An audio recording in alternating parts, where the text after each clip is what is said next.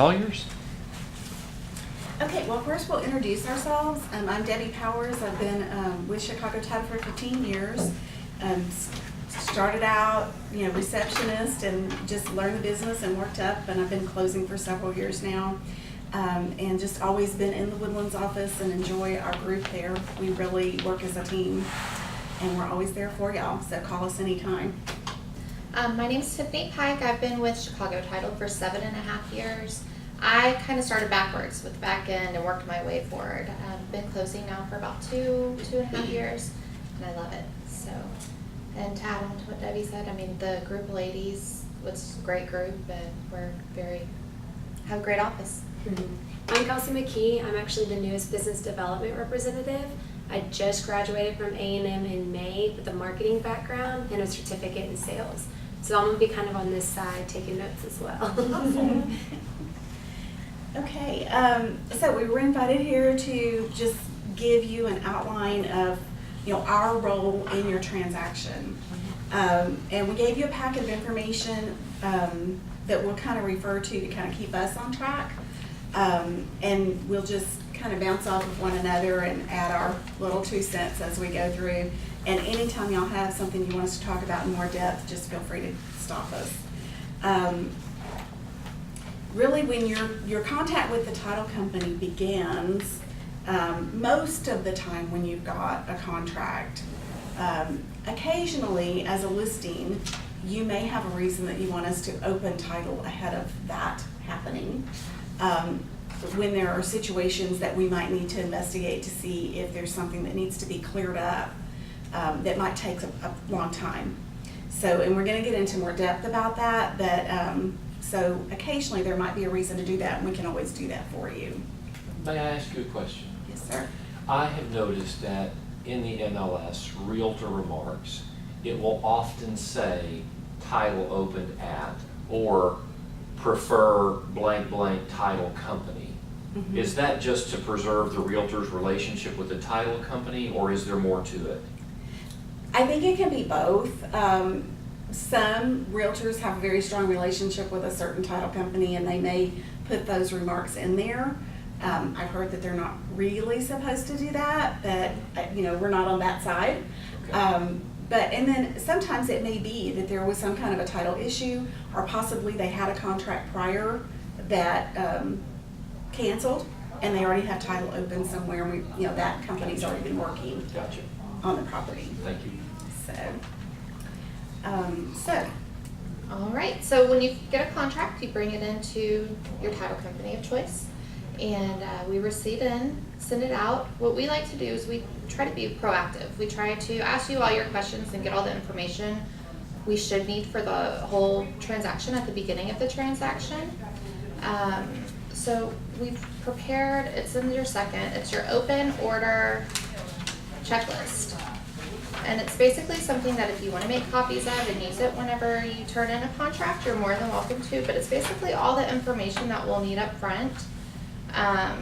First you'll need to turn in your fully executed contract, including the execution date, which is a big thing, making sure that date's in there. I'm sorry, I have another question. No, that's fine. Okay, so there's typically 2 realtors in on a deal. Mm-hmm. So both of them aren't sending this list to their title company. Somebody's choosing one, right? Yes, sir. Who is that?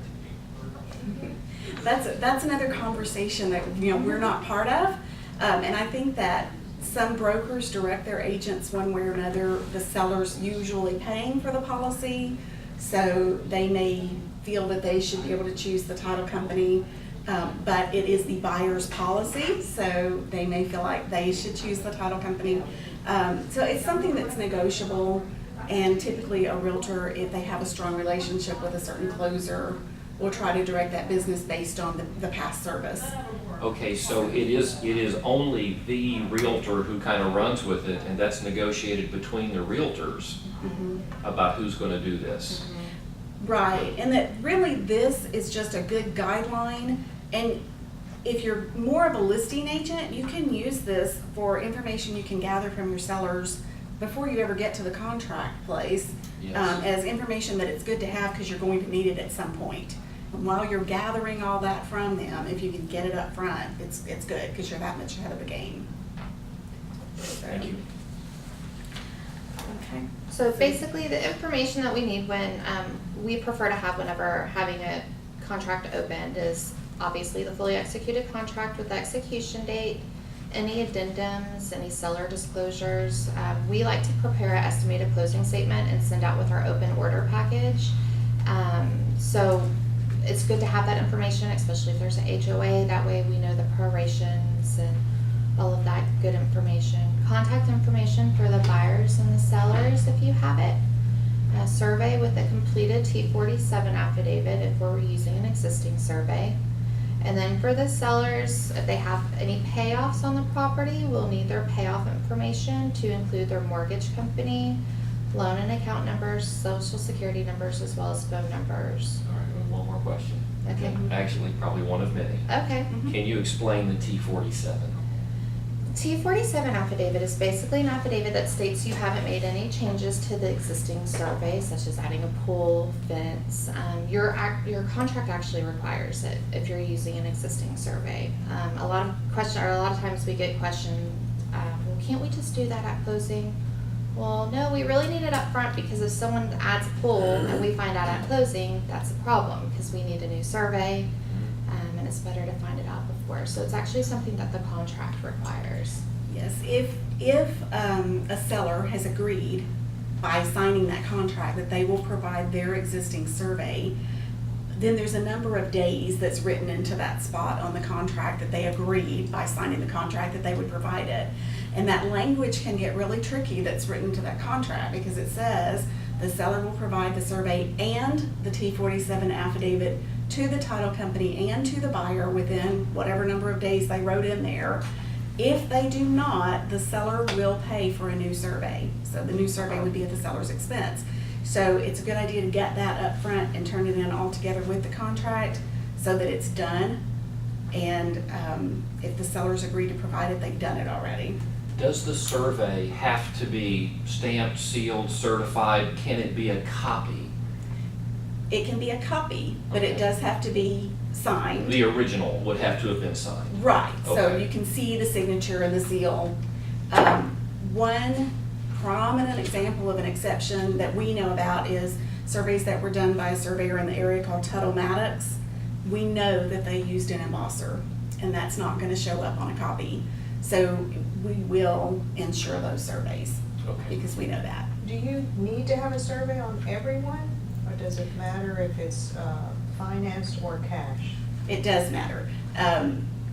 There's not a requirement for a survey on a cash transaction if it's in a platted neighborhood. If it's acreage, there could be, because we have to know the legal description of the property that we're insuring. Oh, okay. But no, it is optional. Now, for a financed transaction, the mortgage company is gonna want certain endorsements to their title policy that will require a survey. So in Okay. that case, 99% of the time, a survey will be needed. Okay. Is there a shelf life on a survey? No, as long as we can read it, which we've Really? seen some that we Yeah. can't. Okay. So, As long as we can read it and there have been no changes, the Right. fence added, removed pool, deck, room extensions, anything like that. Okay. So, and then on that T47, it actually gives a place to write in any changes. So if a seller agreed on the contract that they would provide a survey and a T47 affidavit, and then they realize the only survey they have is before the pool was built, they can still provide it and just write in that exception, because there's lines on that affidavit that gives them space to do that. So it'll say, But that wouldn't be acceptable, would it? no, it wouldn't. Yeah, it wouldn't be acceptable, but they would be doing what they said they would do. In the contract, they said they would provide the survey and the T47, Oh. so they would be, fulfilling what they said they would do, and then it's up to the title company to come back and say, thank you for providing that, we can't use it because. Okay, and would it still then be the seller's responsibility to provide a new one? That's whatever's checked off in the contract, because there is another place in that same paragraph that says if they provided it within the number of days they said they would, but it's not acceptable, and then there's a box. Okay. A new survey will be provided by buyer or seller. Okay, great. Great, thank you. That's what makes that paragraph so confusing. Yes. Yeah. Because We you need read to that that contract point. reference. My mom had a Actually, house that was in actually- McAllen, and the survey was back in the 70s when the neighborhood was originally made. Yes. And the guy said that we couldn't use it because they do a survey a different way, or there was something about the way it was done that they couldn't use it. There could be some other exceptions. It could be that the surveyor who did the survey wasn't certified properly, because sometimes those rules change. Or it could be that the neighborhood was replatted, or there are That's additional probably- easements. That's probably. And in that case, what we're gonna do is take that and compare it to, and make sure all the easements are there. We're gonna compare it to our title commitment to make sure that everything is shown that should be. Okay. So, I think the main thing to know is, if the seller agreed that they would provide it, please do so within the number of days they specified on the contract, because they get upset with us when they have to buy a new one and they didn't understand they're gonna get it. We've had some listing agents who ended up paying for the survey, because I think the conversation with their seller was, the seller felt like that nobody told them that there was a chance that they might have to pay for it. Well, and what I would coach you to do is get the survey at the listing appointment. And that way you know that they have it and that you have it. And the T-47 with it. Yes, exactly. That's Even right. if you can't get it notarized right then, at least have it, and then you can do the notarizing part later, still within the number of days that's written in the contract, but at least you have your information. Okay, so do real estate agents ever become notaries simply to facilitate that process for their sellers? We see that sometimes, but a lot of times it'll be their assistant who's a notary who does that Okay. for them, or someone in the office. Sure, again, I'm just thinking of at the listing appointment, getting the whole thing ready so that you're Right, in yeah. control of the process. Well, and a lot of times at a listing, you give your seller homework, you know. Yes. Fill this out. Well, that could be one of their homework assignments, is to fill that out and, you know, get Or it back prior to to the you. listing appointment, so then you pick it up at listing. Right, right, so. And then if you ever need a notary, I mean, we're all notaries, so you can Okay. send them into the office, even if it's at your listing appointment. You know, just give one of us a call and give us a heads up that someone's on their way, and we're more than happy to take care of that as well, so. Thank you. And who has the T-47 survey company, or? It should be part of the documents that you can print. It with your is, contract. it's available on the HAR website. Oh, okay. Sure, Okay. it's in the documents. It's called the Forms Manager, Oh, okay. and the T-47 is in there. Okay, I think other information that we need from the seller, marital status since they acquired the property. Also, we need to know if they're US citizens or resident aliens, a forwarding address, your total commission percentage. And the reason that's important is, again, we do a prelim HUD when we send out our open order package. So if you have a listing and you agreed to take 2% for your listing instead of 3%, we're automatically gonna do it on 6% unless we know before that it's reduced. So it's something more accurate that you can forward on to your client at the beginning. That kind of gives them their bottom line and what to expect as far as cash back. We need to know if it's a mail out or if there's gonna be a power of attorney, and then who actually owns the property. Is the actual owner, LLC, trust, individual? Hi. Hi, Dee. I had something on a. Surprise! A rental company, and they wanted to know I got the if it's a job. couple that's married or not. And they were She kind put of me in the rent hesitant. house They didn't want last to tell weekend. me whether they were Are you married or serious? not. Yeah. And I was in there And doing sure about the and title, I and I told was them it's telling strictly them. for the title, and it has Funny. to show your full name and Did his you know full that, I name. guess you did Yes. know she was with us. That's Yeah. what it's for. Yeah, because we came here Right. and signed all the It papers. took me like a whole day to convince them, it's That's nothing. I think we looked Friday, and I was in a house. Nobody's judging you. Yeah. So Well, she told me, we'll go get married if we have to. That's not it. She could have said, well, okay, I'll stand up for you. And another one was my parents, because my father passed Thank away. you. They Lots of said business. that the property Yeah. was in a trust, so it had to appear I'm playing, in I know exact that you know wording that. as it was in the trust. You know, Tiffany, So how do you know? you do your best, you know, Okay. because It's working. you're not gonna know most of your clients as well as you know your parents. But, Yeah. we were actually talking about the trust thing when we were getting all this information Yeah. together, because you only have a certain amount of space in there to Yeah. put the seller name. So you can abbreviate as much as you need to, and, you know, I told one client recently, just put the Jones Family Trust or whatever, and we'll modify it later when we get the title work back to see the exact name, and it can be, you know, fixed at closing Yeah, if we need to. okay. So we were talking about different ways the seller's names show up on title, Yes. so. So, okay, on the power of attorney that you mentioned, is all that you need there is a copy of the legal documents of establishing power of attorney?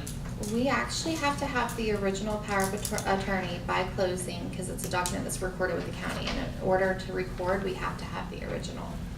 Okay, and is there only one original?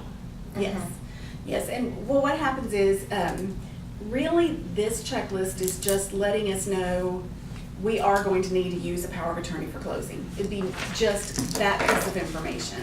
Yes. Or my seller's already gonna be moved to their new home in New York, so they won't be here for closing, we're gonna need to mail out. As soon as we can know that, the better. Yes. But as far as the specific document, normally it has to be specific for this transaction.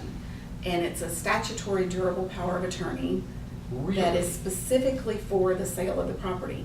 There are some exceptions. You know, mom's got Alzheimer's, and 2 years ago when she was diagnosed, she signed a power of attorney because we knew this was gonna be a progressive thing, and her daughter was gonna have to take care of her business. Yes. In that case, we can take the power of attorney they already put into place, and we'll just get permission from our closing officer or title officer to use that. Okay, so does that mean, let's say they have a power of attorney in place. The transaction, the property goes under contract. Do they then need to go back to their attorney and ask for a specific power of attorney for the transaction? Well, we can actually help with that. We have a power of attorney document that we can use, that we don't charge anything. Okay.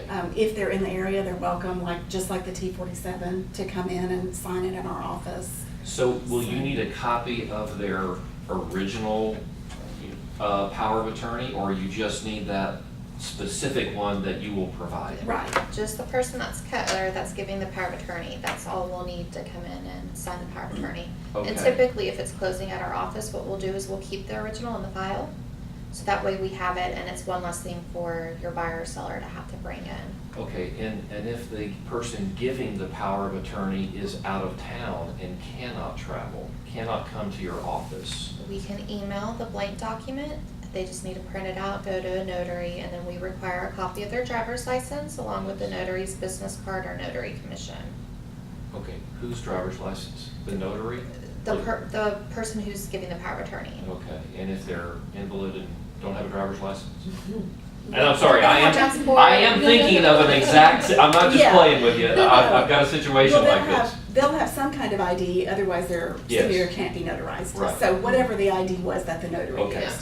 Okay, And thank we'll you. also send, our typical way is to also send either FedEx or UPS label when we email that, so it's easy for them. They Very just good. send it back to us. Okay, thank you. So, okay, and then just briefly touching on the things from the buyer, if we know who the new lender is gonna be, if we can have that information when we get the contract, at some point, tell us which home warranty plan they've selected, if that's part of the contract.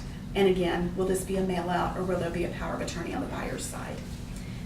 Power of attorney on the buyer's side is a little more tricky because the mortgage company has to approve it. So that we definitely need to know as soon as possible, so we can make sure they approve the form.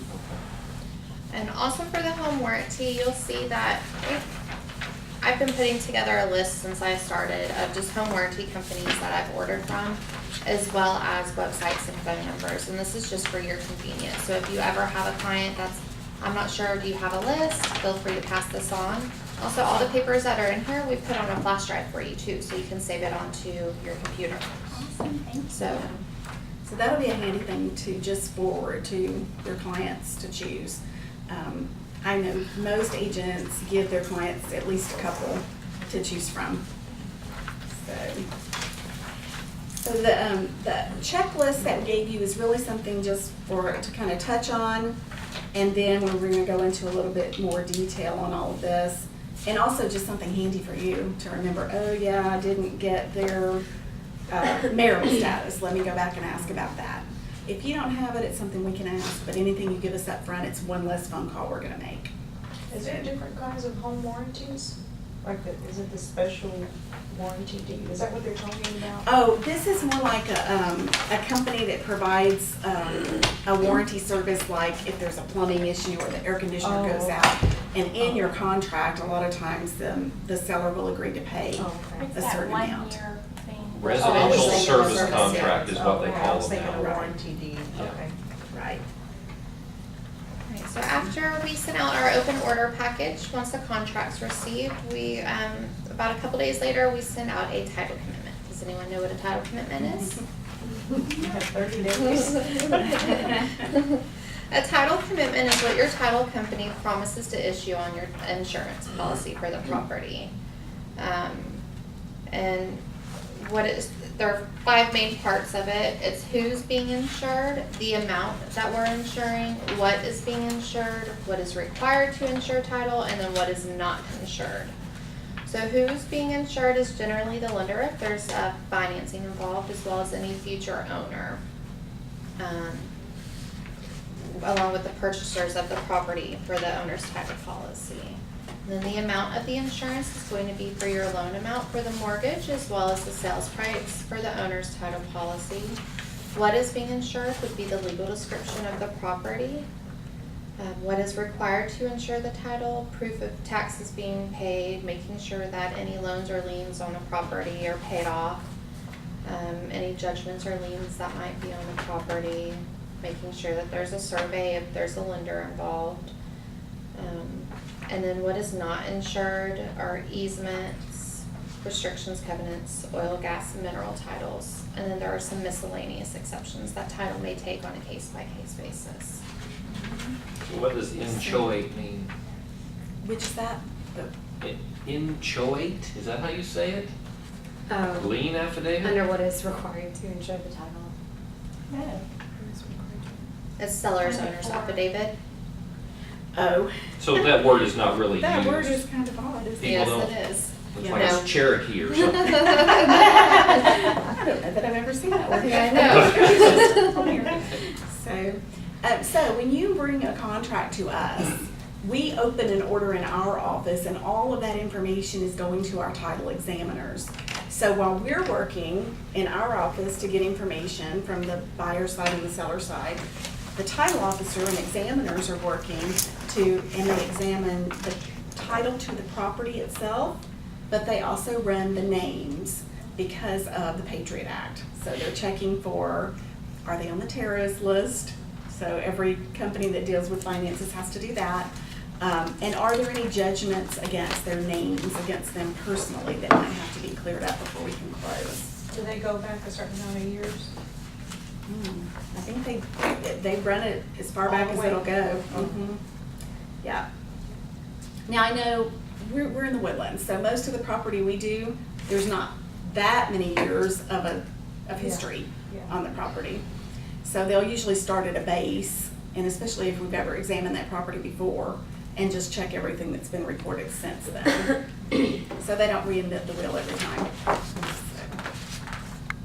So at the same time that we're doing all that, if there's a mortgage, the mortgage company's working with the buyer to get all the information that they need for them. So it's a lot of different parts that are all going on at the same time. And the mortgage company is waiting for us to provide the title commitment, which Tiffany just went over. And we were gonna go over that in a little bit more detail, because we kind of explained what it is. So from the point we have a contract and we initiate discussion with you, typically how long is it till title commitment? Till the title commitment, it's been really quick lately, like 3 or 4 days. Oh, So Okay. it just depends on, sometimes it's a week. It depends on if they run into an issue. And we're gonna go through a whole list of issues that could be run into.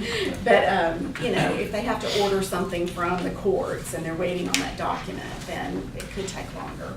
But I think it's been pretty fast. Yeah, and if you ever get in a situation where you have a cash buyer, it's an empty home and they wanna close like the end of the week, we can rush title and as long as there are no issues. So you can close in a week? It's happened in less than a week before, Really? so as long as there are no issues. That's what you wanted to know. She's looking at her. She's eager. Yeah. Got a hot one. That's good. I opened one 2 weeks ago and got the title commitment the next day. And I just told her, and I was like shocked. I was like, wow, thanks. But, you know, I just told them, you know, it's a rush. They want to close by the end of next week and we need time to make sure everything's good. So they had it the next day. So y'all just tell us what you need. So in your package, we gave you an example of a title commitment, which looks like this.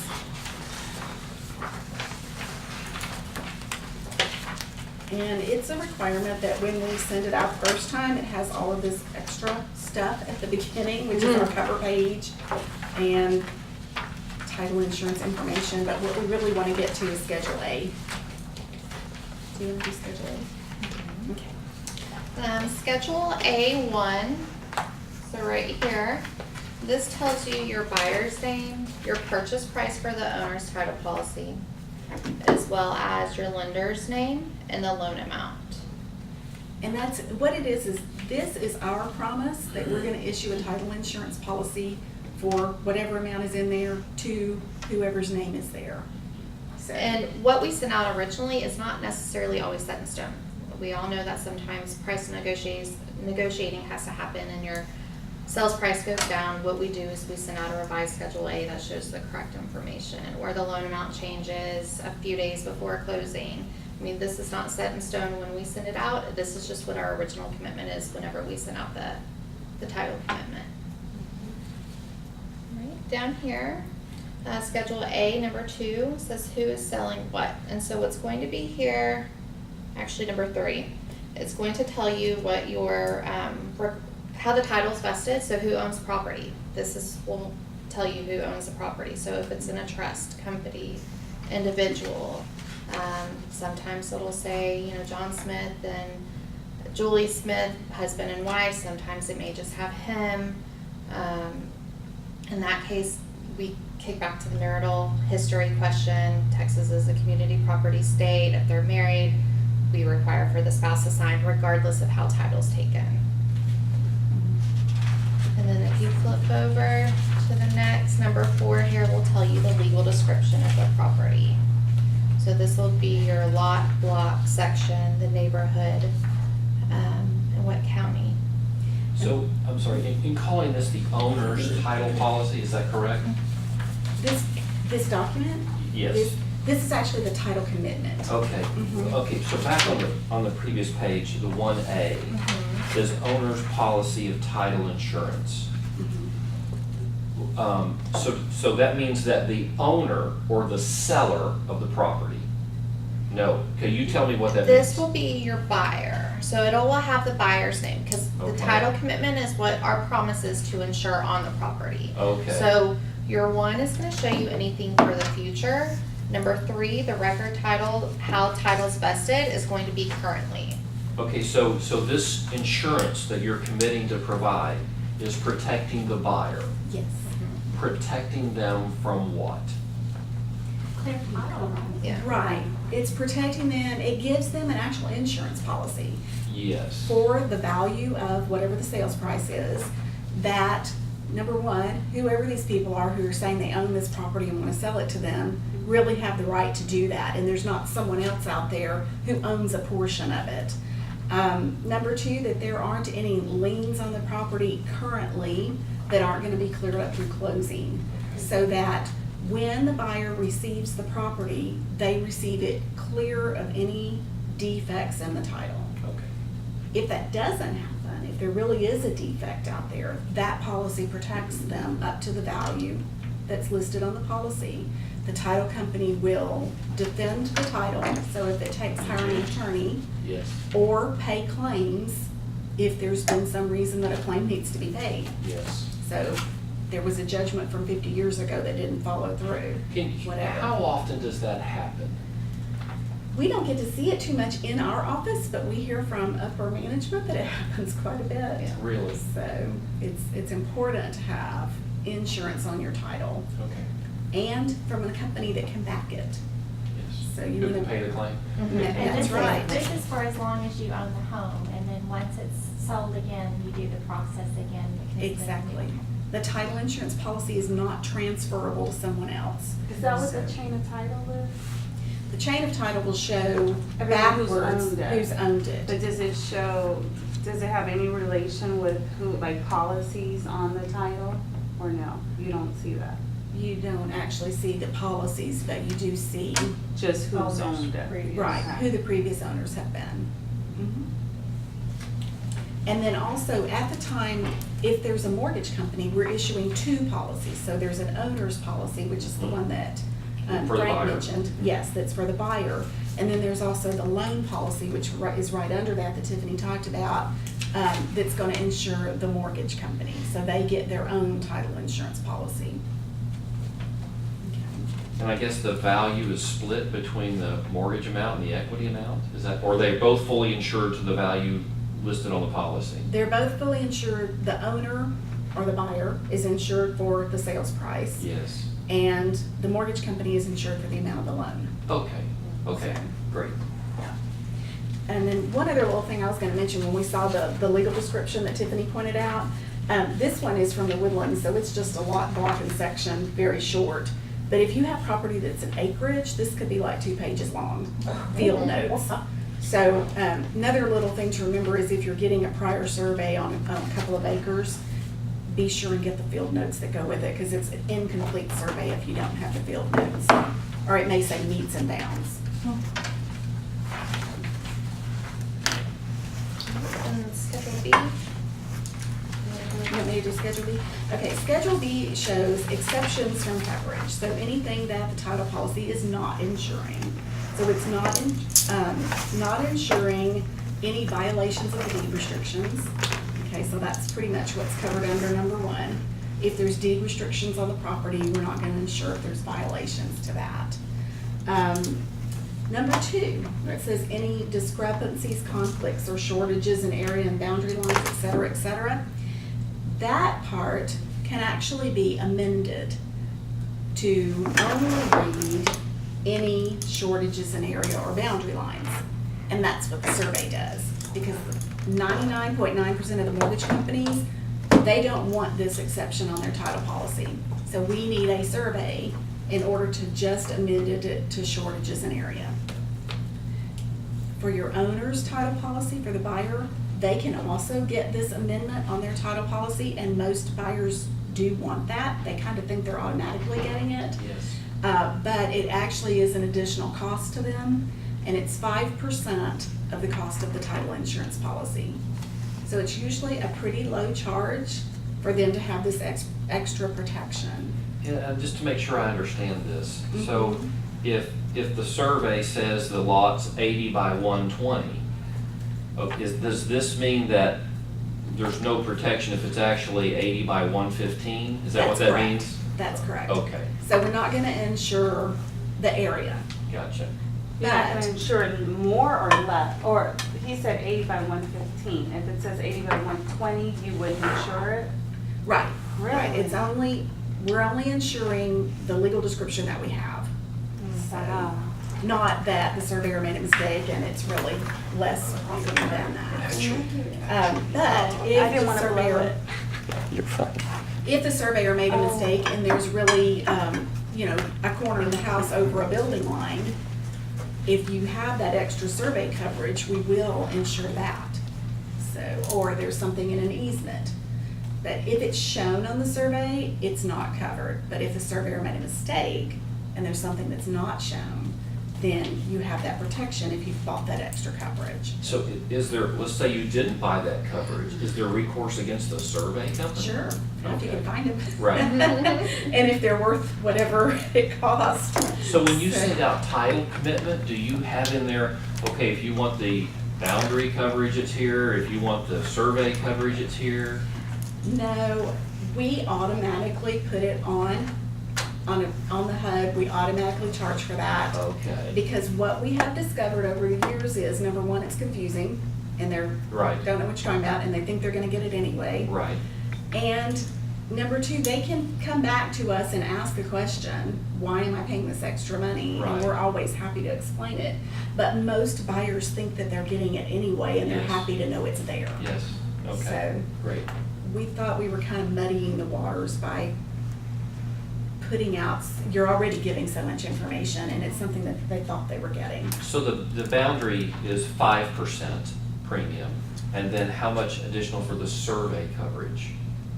Oh, it is, that is the survey. survey? Right, it's kind of two different words for the same thing. Okay, so there's not two different add-ons, just one? Just one. Okay, Right. got it. Okay, and then if there's mineral rights, we don't insure against mineral rights, so you'll see all of those listed. So these are just, Schedule B is just exceptions. In the Woodlands, we don't normally get any questions about what's on Schedule B. Every now and then, if it's outside the Woodlands and there's an attorney involved, they may ask to see those documents and go over them. Okay. So, Right, and then Schedule C. Schedule C is everything that the title company needs to clear prior to closing. So it tells you if there's any existing loans on the property. If there is, you'll see here a vendor's lien retained, and it gives the recording information. So that's how the title company knows that they have to obtain the information to pay off at closing. Other things, it tells you if the property's located in a MUD district. It also has your chain of title and tells you who's vested. Sometimes we'll see requirements where we're required to find out marital statuses. If there's any abstracts of judgments or other liens on the property, such as tax liens, it will be shown here. Any requirements for divorces or probates or trust, that will be there as well. So really, and as a buyer's agent, when you get that title commitment, the first thing you want to look at is Schedule A, and kind of down at the bottom to see that the seller's really entitled, okay? And then on Schedule C, what are we going to be clearing up? And we will alert you if there's something really unusual. We're not just going to send this out to you and let you figure it out. I started to say, as new agents, it's like, we're like, I don't know how to protect my buyers because I don't fully understand them.